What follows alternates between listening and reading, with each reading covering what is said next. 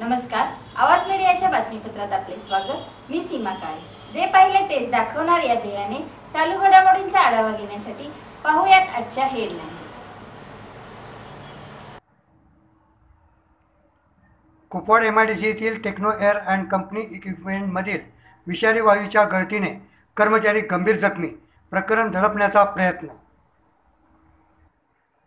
Kupwad MIDC येथील techno air and equipment या कंपनीमध्ये राहुल कवाडगे हा काम करत असताना विषारी वायूचा स्फोट होऊन तो गंभीर जखमी झाला असून गेल्या 8 दिवसापासून या कंपनीच्या मालकाने जाणीवपूर्वक या कामगाराकडे दुर्लक्ष केले असल्याचे कवाडगे कुटुंबीय करत आहेत। कर्मचाऱ्यांच्या जीवाशी खेळणाऱ्या व दुर्लक्ष करणाऱ्या फॅक्टरी मालकावर कठोर कारवाई करावी अशी मागणी माहिती अधिकार समितीने दिली आहे। त्यासाठी आंदोलन करण्याचाही इशारा या समितीने दिला आहे। कारखान्यातील कर्मचाऱ्यांना सुरक्षितता व नियमाचे उल्लंघन होत असल्याचे निदर्शनास आले आहे। तसेच फॅक्टरीच्या शेजारी गॅस गोडाऊन असून भविष्यात एखादी गंभीर घटना होण्यापूर्वी दक्षता घेण्याची मागणी जोर धरत आहे।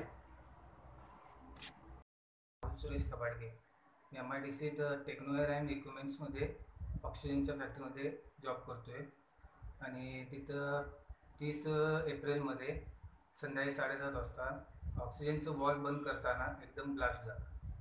ते ब्लास्ट झाल्यावर माझं हात आणि छाती एवढं असं घडल्यावर माझ्या मित्रांनी मला हॉस्पिटलमध्ये ॲडमिट केलं आणि उपचारासाठी मी आता अविनाश पाटील हॉस्पिटलमध्ये ॲडमिट आहे आणि ते चेकअप वगैरे माझ्या सगळं चालू आहेत आणि आता 12 दिवस झाले मी इथं उपचार चालू आहेत माझे आणि बाकीचे सगळे हॉस्पिटलचं खर्च वगैरे सगळी माझी फॅमिली बघतात।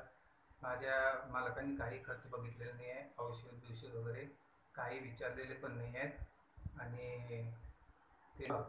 आणि अशा प्रकारे ते सगळं होत होते। 2 महिन्याचा पगार दिलेला नाही तरी पण एक शब्दाने मला म्हणले नाही की 2 महिन्याचा पगार तर द्यावा किंवा त्यांच्याकडनं मला अपेक्षा होती की त्यांनी स्वतःहून मला काहीतरी मदत करावं। माझ्या थ्रू त्यांना एक शब्द पण बोलले नाही की मला तुम्ही मदत केला नाही काय नाही, पण त्यांनी स्वतःहून एक शब्द आणि काय आर्थिक मदत नाही झाली तर कामगार अधिकाऱ्यांना आम्ही जाऊन भेटू।